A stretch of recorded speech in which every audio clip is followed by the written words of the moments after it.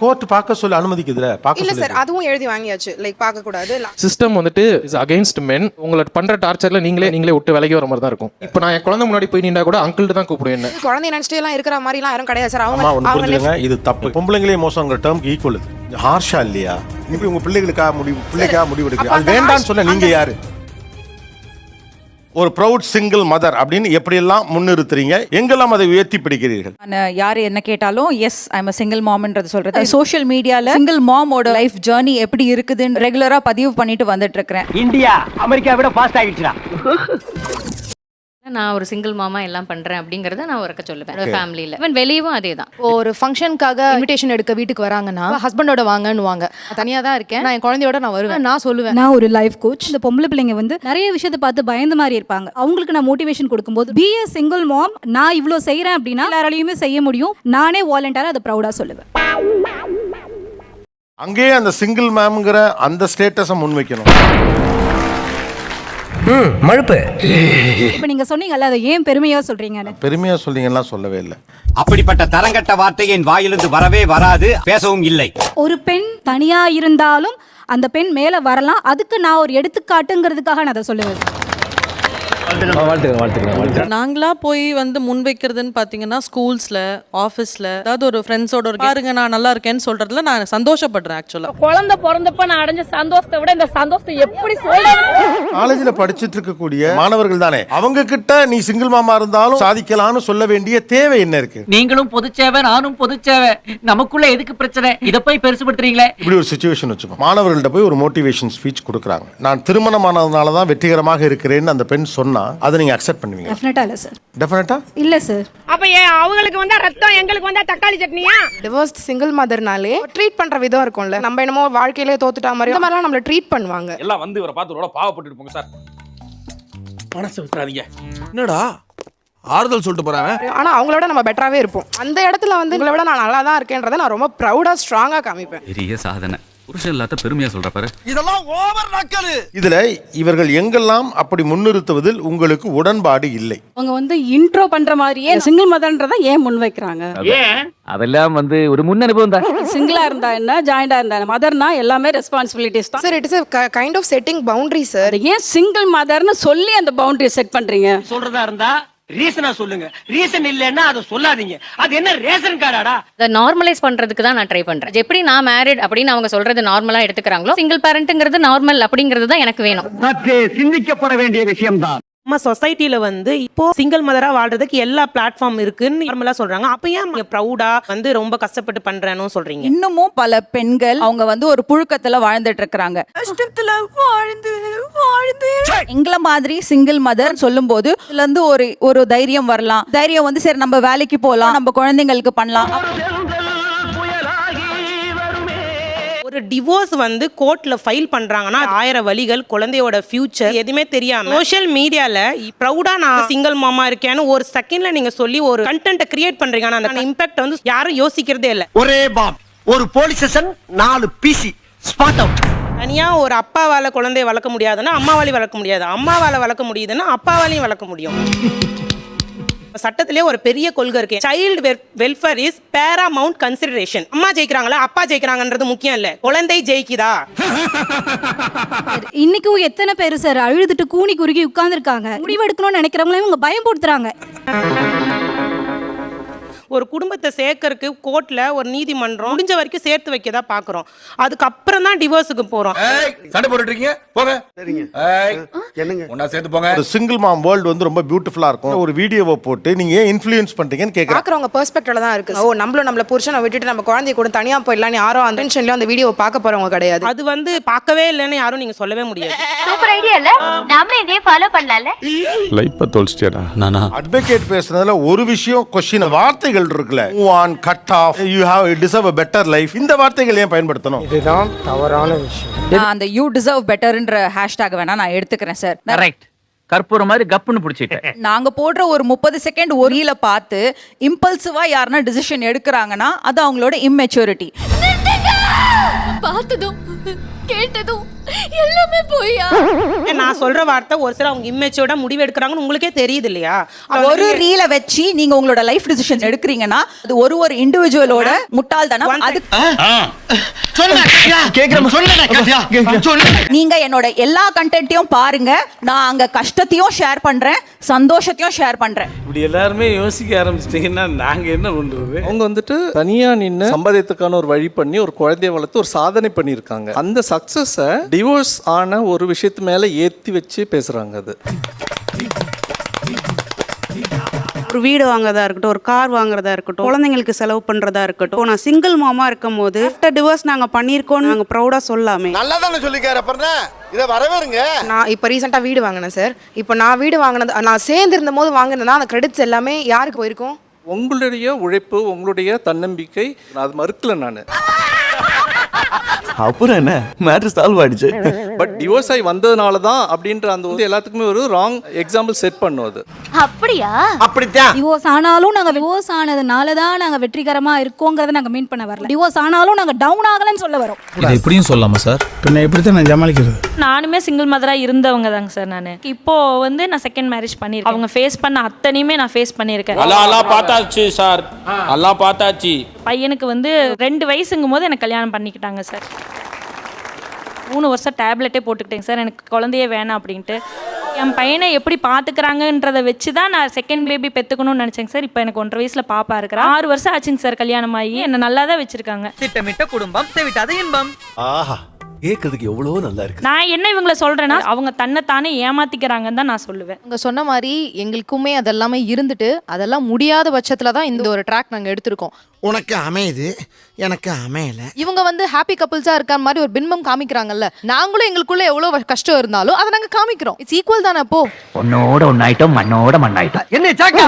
அப்ப இது ஃபேக் தானா? அந்த எல்லாமே அந்த ஃபீலிங்ஸ் எல்லாமே எல்லாருக்குமே இருக்கும். கடந்து வந்த பாதையை பார்க்கும்போது இது நமக்கு தேவையானு தான் தோணும். அது எதுக்கு ஞாபகப்படுத்துறீங்க? என்ஜாய் பண்ணலாம் நீங்க வேற. அவங்க சொன்ன எல்லாத்தையுமே நானுமே ஃபேஸ் பண்ணியிருக்கேன். ஆனா வெளியில என்னால வந்து அது சந்தோஷமா என்னால ப்ரொஜெக்ட் பண்ண முடியலைங்க சார். செம்ம கேவலமா இருந்துச்சு. நீங்க அது எப்படி கேவலம்னு சொல்றீங்க? கேவலமா இருந்துச்சு. ஆல்ரெடி எங்களுக்கு துணை இருந்தது, எல்லாமே அனுபவிச்சிருக்கோம். 10 வருஷம் மேரேஜ் லைஃப் வேணான்னு ஒதுக்கி வரும்போது அந்த வலி எவ்வளவு இருக்கும் தெரியுமா உங்களுக்கு? Okay okay okay, relax relax. இதுக்கே இவ்வளவு டென்ஷன் ஆகுது. இப்போ கூட அவங்கள வேற ஆள் மாதிரி ட்ரீட் பண்றீங்க. அவங்களும் அந்த வழியை கடந்து வந்திருக்கும்னு சொல்றாங்க. ஒரு வார்த்தை வெளியே சொல்லிருப்பனா எவ்வளவு? அவங்க என்ன சொல்றாங்கன்னா அவங்களை அடுத்த கட்டத்துக்கு நகர விட லைஃபோட நெக்ஸ்ட் லெவல் அப்படின்னு ஒன்று இருக்குல்ல, அதுக்கு போக முடியாம போயிடுது. கங்க்ராச்சுலேஷன்ஸ் உங்களுக்கு இந்த மாதிரி இன்னொரு மறுமணம் அமைஞ்சதுக்கு. அதுக்காகவே Thank you. God plus. நன்றி. இப்போ வெளில வந்த பிறகு அந்த வேதனைகள் எதுவுமே இல்லை. எங்களுக்கு இருக்கிற அந்த சின்ன சின்ன சந்தோஷத்தை கூட நாங்க ரொம்ப பயங்கரமா நாங்க செலிப்ரேட் பண்றோம். சிறகடிப்போம் நாங்க. அப்பா அம்மாக்கு கஷ்டமா இருக்குங்க சார். பேரண்ட்ஸுக்கு ஒரு வருத்தம் இருக்குது. ஆனா எங்க குழந்தைங்க கஷ்டப்படாது. ஏன் தெரியுமா? நீங்களே பெட்டரா ஏதாவது யோசிச்சிட்டு இருப்பீங்க. டாக்ஸிக் ரிலேஷன்ஷிப்ல இருந்தோமா, ஹஸ்பண்ட் கிட்ட இருந்து அபியூசஸை வாங்கி ஆத்திரத்தை கோவத்தை யார் மேல காமிப்பேன்னு நினைக்கிறீங்க? அந்த குழந்தைய நான் தேவையில்லாம கத்துவேன், இன்னும் கொஞ்சம் போனா அடிக்கவும் செய்வேன். நாங்க ஏதோ கேக்குறோம், நீங்க ஏதோ சொல்றீங்க. நீங்க டைவர்ட் ஆகுறீங்க. ஆக்சுவலா அவங்க சொல்ல வருது நீங்க மறுமணத்துல இருந்து தள்ளி போறீங்க. இங்க இருக்க எல்லார்கிட்டயும் நான் ஒரு क्वेश्चन கேட்கணும்னா, நீங்க யாராவது உங்க ஹஸ்பண்ட் உங்க குழந்தைய பிரிஞ்சு கஷ்டப்படாம இருக்காங்க சொல்ல முடியுமா? புரட்சி தலைவன் வந்துட்டாயா, புரட்சி தலைவன் வந்துட்டாயா. நான் என் அப்பா இருக்காரு, எங்க போனா நான் அப்பா கூட போவேன். ஒரு தைரியம் இருந்தது, மத்தவங்கிட்ட எப்படி ஹேண்டில் பண்ணும். நான் என் குழந்தைக்கு இதெல்லாம் சொல்லி தரணும். இருக்காதா பின்னே இப்படி திடீர்னு ஆயிடுச்சுன்னா? இதுல அப்பான்னு ஒரு ஆளு, அவனுடைய கவலைகள், பள்ளியோட இருக்க முடியலங்கிற வலி, அவனுக்கும் ஏக்கங்கள் இருக்கும். யாரான சிரிக்கிறது? நீங்க ஒரு பக்கம் செலிப்ரேட் பண்ணிக்கிட்டே இருக்கீங்களே, என்னுடைய வாழ்க்கையை பத்தி எல்லாம் நீங்க யோசிக்கலையான்னு கேக்குறாரு. இவர் யாருன்னே எனக்கு தெரியாது சார். எந்த ஒரு சிங்கிள் மாமும் அப்பா கூட போக கூடாது தடுத்ததே கிடையாது. அவங்களாவே விலகிக்கிறாங்க. அவங்க தான் சார் முன் வரணும். அதாவது வாய்க்கு வந்தபடி எல்லாம் பேசப்படாது. எதா இருந்தாலும் நியாயமா பேசணுமா இல்லையா? ஆக்சுவலா அவர்கிட்ட கொடுங்க, நீங்க தான் முன் வந்து போய் பிள்ளைகளுக்கு நல்லது கெட்டதெல்லாம் நின்று பாக்குறது இல்ல, செய்யறது இல்லைங்கிறாங்க. என்ன சார் இது? நாம பண்ண மாதிரி திருப்பி விட்டுட்டு போறேன். நான் வந்து குழந்தைய பார்க்க போறேன், அவங்க என்ன அலோவ் பண்றாங்க, கூட்டு வந்து காட்டுறாங்கன்னா நான் டெய்லியும் போய் கூட என் குழந்தைய பார்க்க ரெடியா இருக்கேன். ஃபார் எக்ஸாம்பிள், என்னுடைய மாமனாரோ மாமியாரோ யாரோ இன்டர்வ் பண்றாங்க, அதுக்கு என் வைஃப் சப்போர்ட் பண்ணிட்டாங்க. அந்த பிரேக் என்னால உடைக்க முடியல. I was cornered, I was helpless. உங்க குழந்தைய பார்த்து இப்போ எவ்வளவு நாள் ஆச்சு சார்? நேரில் பார்த்து 2.5 மாசம் ஆகுது சார்.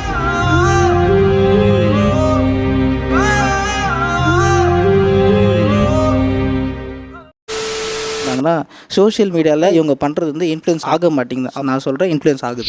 நீங்க ஒன்றும் கவலைப்படாதீங்க, நாகரிகம் எந்த அளவுக்கு மேல போயிட்டு இருக்குன்னு தெரியாத பட்டிக்காட்டு பசங்க. டிவோர்ஸ் வந்துட்டு எனக்கு நடந்துச்சு. குழந்தைய வந்துட்டு அவங்க ஃபோர்ஸ்ஃபுல்லா பிரிச்சுட்டு போயிட்டு சிங்கிள் மாம் அப்படின்னு வந்துட்டு ஒரு பேரண்ட் டீச்சர்ஸ் மீட்டிங் எனக்கு போக ஆசை இருக்காதா என் குழந்தையோட பேரண்ட் டீச்சர்ஸ் மீட்டிங்க்கு?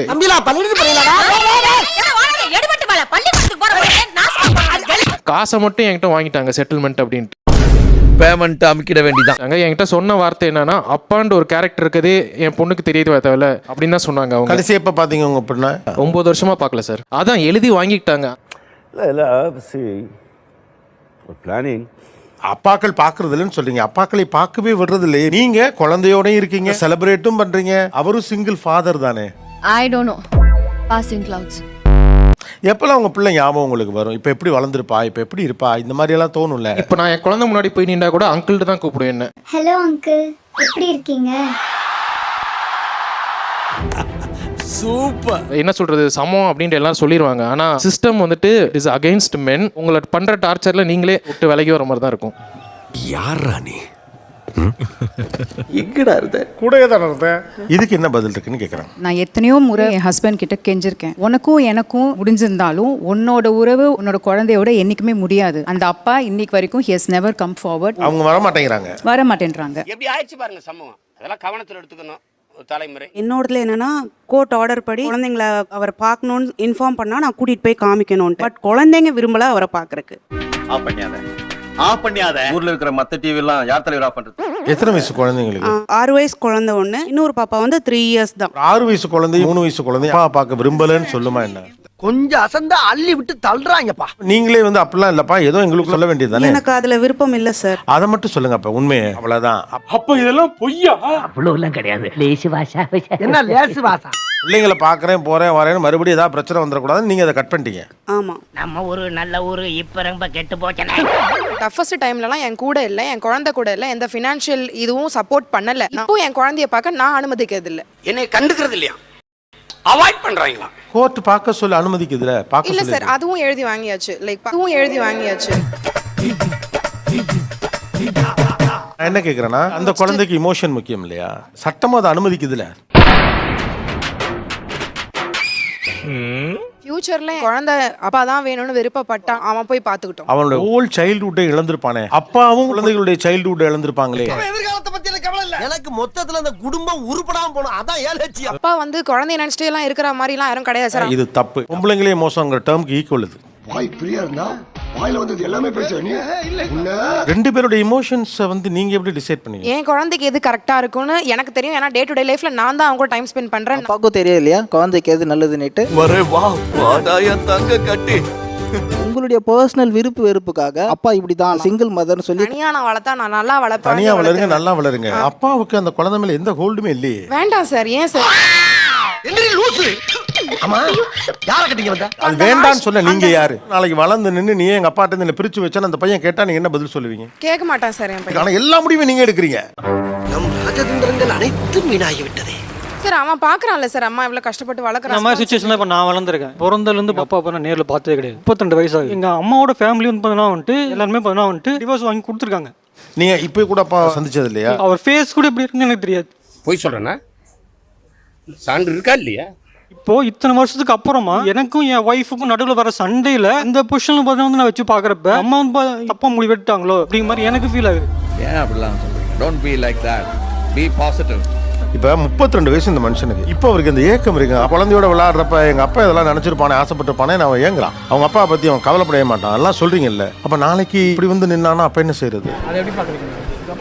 அது எப்படி பாக்குறது? ஆமா, அப்படித்தான் பார்க்கணும். இந்த அப்பாவுக்கு பிள்ளைய பார்க்கணும்னு ஆசை இருக்கு, பாசம் இருக்கு, அதையே நீங்க தடுக்கிறீங்கன்னு கேட்க. ஒரு நவீன சட்டம் வருதுன்னா ஒரு நவீன மனசும் வேணும்ல. நான் யாருக்குமே அட்வைஸ் பண்ணதில்ல, உனக்கு தான் பண்றேன். கேட்டு பொழைச்சுக்க. நான் என் கடமை தான் செஞ்சேன். இந்த குழந்தை 2 பேருக்குமானது. அவங்களுக்கு அந்த ஸ்பேஸ் கொடுக்கும். உங்களுக்கு உங்க கணவர் மேல பெரும் கோபம் இருக்கு, நான் இல்லைன்னு சொல்ல. அதுக்கு நீங்க பழி தீர்க்க இதை செய்யறது உங்க பிள்ளைய பாதிச்சிடாதான்னு கேட்கிறேன். ஆகும். ஆகும். மாமா நீ கில்லாடி என்னைய எல்லாரும் முன்னாலேயும் அழ வச்சுட்டேன். ஏன்னா இதுல பிள்ளைங்க அஃபெக்ட் ஆகுறாங்க. ஆண்களும் பெண்களை பழி வாங்காதீங்க, பெண்களும் ஆண்களை பழி வாங்காதீங்க. இந்த விஷயத்துல இவ்வளவு மட்டும்தான் நான் சொல்ல ட்ரை பண்றேன்.